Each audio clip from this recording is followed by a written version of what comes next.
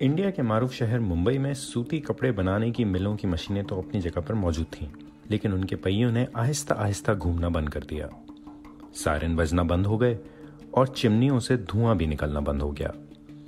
40 साल पहले मुंबई की टेक्सटाइल सनत, जिसे हिंदुस्तान का मैनचेस्टर कहा जाता था, तबाह हो चुकी थी। जब मुंबई की कई टेक्सटाइल मिलें तवील हड़ताल के बाद बिलाखिर बंद हो गईं, तो उनमें काम करने वाले लाखों मजदूरों का रोजगार भी छिन गया। मुलाजमत से हाथ धोने के बाद इन खानदानों को माली मुश्किलात का सामना करने में ज़्यादा देर नहीं लगी। बेरोजगारी और बेबसी की वजह से मेहनतकश खानदान के कई नौजवानों ने पैसा कमाने के लिए मुंबई की तारीख दुनिया में कदम रखने का फैसला किया। सीनियर सहाफ़ी प्रभाकर पवार बताते हैं कि जब मिलें बंद हो गईं तो मिल मजदूरों के बच्चों की पढ़ाई लिखाई भी छूट गई। लोगों के पास घर की कफालत के पैसे नहीं थे और इसी वजह से कुछ नौजवान जराइम की दुनिया में दाखिल हो गए। मिल मजदूरों के खानदानों से निकलकर जराइम की दुनिया में कदम रखने वाले दो नौजवान बाद में मुंबई अंडरवर्ल्ड के नुमाया चेहरे बन गए। इनमें से एक अरुण गावली थे, जिनका ताल्लुक बायकोला की कच्ची बस्ती से था, और दूसरे अमर नायक, जो दादर नामी इलाके से थे। मुंबई के साबिक पुलिस कमिश्नर राकेश मारिया ने अपनी किताब let me see it out में लिखा है कि अरुण गावली और अमर नायक दोनों का ताल्लुक आम मिल मजदूरों के खानदानों से था, लेकिन दोनों ने जल्द ही अंडरवर्ल्ड की दुनिया में अपनी जगह बना ली। बदनाम गैंगस्टर बनने से पहले अरुण गावली महालक्ष्मी मिल में काम करते थे। मिल मजदूरों की एक बड़ी तादाद मशरकी मुंबई के इलाके जैसे प्रभार देवी, चंचपोकली, सितारा, माजेगांव, दादर, बायकोला और 7 रास्ता में रहती थी, जिन्हें इज्तमाही तौर पर गरानगांव कहा जाता था। सूती कपड़ों की मिलों में ट्रेड यूनियंस भी थीं। रफ्ता रफ्ता ट्रेड यूनियनों पर समाज दुश्मन अनासर का कब्जा हो गया। अगरीपाड़ा के एक बदमाश बाबू रेशम का सन 1980 की दहाई में इन यूनियंस पर कंट्रोल था। मुंबई पुलिस में 35 साल तक काम करने के बाद रिटायर होने वाले एएसपी इशाक भगवान ने मिल के इलाकों में होने वाली गुंडागर्दी और फिर मिल मजदूरों के बच्चों के जराइम की दुनिया में कदम रखने को करीब से देखा है। वो बताते हैं कि बाबू रेशम नेशनल मिल वर्कर्स एसोसिएशन में सरगर्म था। उसने मजदूरों को धमकी दी और हड़ताल में खलल डाला। इसे बायकोला के रामा नायक से भी मदद मिल रही थी। इस दौर में अगरीपाड़ा में बाबू रेशम, बायकोला में राम नायक, मुंबई सेंट्रल में वालाजी पालाजी और रॉक्सी थिएटर के इलाके में नरेंद्र नावरेकर का गैंग काम करता था। ऐशाक भगवान ये भी बताते हैं कि इब्तदा में मिल मजदूरों के बच्चों ने सिनेमा की टिकट ब्लैक में फरोख्त करना शुरू कर दिए और फिर वो लोगों को डराने धमकाने और छुरा घोंपने जैसे छोटे जराइम में मुलविस होते गए। जराइम और गुंडागर्दी सिर्फ मिल के इलाकों तक ही महदूद नहीं रही, बल्कि हाजी मस्तान, यूसुफ पटेल और करीम लाला जैसे अंडरवर्ल्ड खिलाड़ियों के कब्जे में समुद्री इलाके और बंदरगाहें भी आने लगीं। डोंगरी के दाऊद इब्राहिम को हाजी मस्तान का राइट हैंड यानी दायां हाथ समझा जाता था।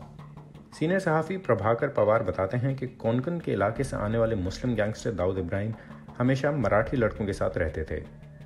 उस वक्त मिल मजदूरों के बच्चों की बड़ी तादाद दाऊद के गैंग में शामिल हो गई। वो लोग इनके साथ भी थे और इनमें काम करने का जज्बा भी था। सन 1997 में इलाके में चलने वाली कुछ कॉटन मिलों के बंद होने के बाद मजदूरों के बच्चे गैंग में सरगर्म होते गए। बाबू रेशम 5 मार्च सन 1987 में गैंग्स की आपस में लड़ाई के दौरान कत्ल हो गए। राम नायक ने उनके गैंग को अपने कब्जे में ले लिया और अपने असर और रसूख का दायरा बायकोला, अगरीपाड़ा और लोअर परेल तक बढ़ा दिया। इन इलाकों में रहने वाले मिल मजदूरों के बच्चे इसी गैंग में शामिल होते गए। राम नायक अगरीपाड़ा के हाउसिंग बोर्ड की इमारत में रहते थे।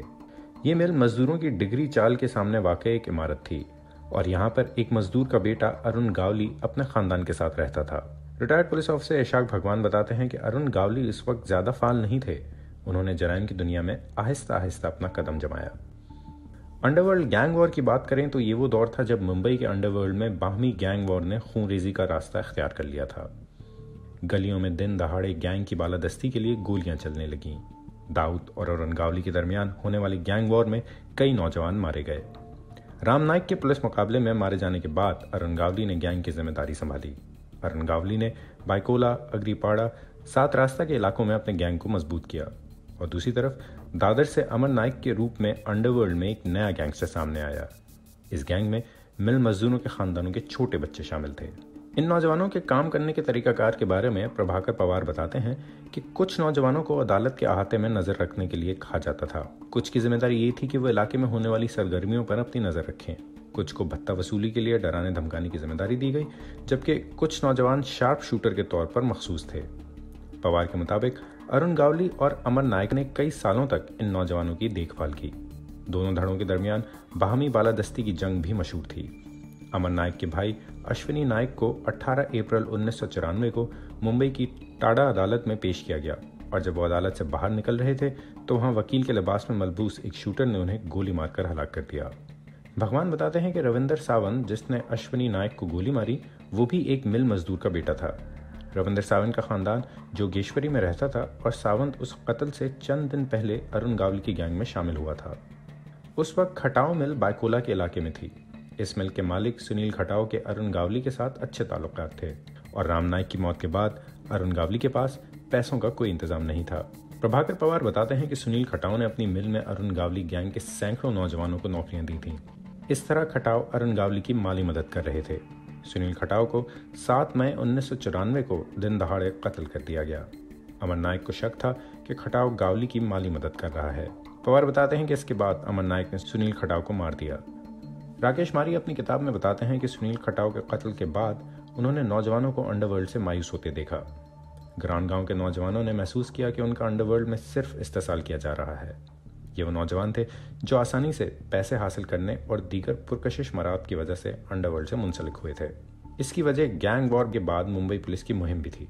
मुंबई पुलिस ने अमर नायक और अरुण गावली के गैंग्स के खिलाफ सख्त मुहिम चलाई थी। सन 1994 तक मुंबई पुलिस ने अमर नायक गैंग के 14 बदमाशों को इनकाउंटर में हलाक किया। उसके बाद ये गैंग मुकम्मल तौर पर तबाह हो गया। अरुण गावली गैंग के अहम शूटर भी पुलिस के हाथों मारे गए, जिसकी वजह से ये गैंग हमेशा हमेशा के लिए गैर फाल हो गया। बाद में अरुण गावली ने सियासत की दुनिया में कदम रखा और सन 2004 में वो मुंबई के चिंच पोकली इंतखाबी हलके से MLA मुंतखब हुए।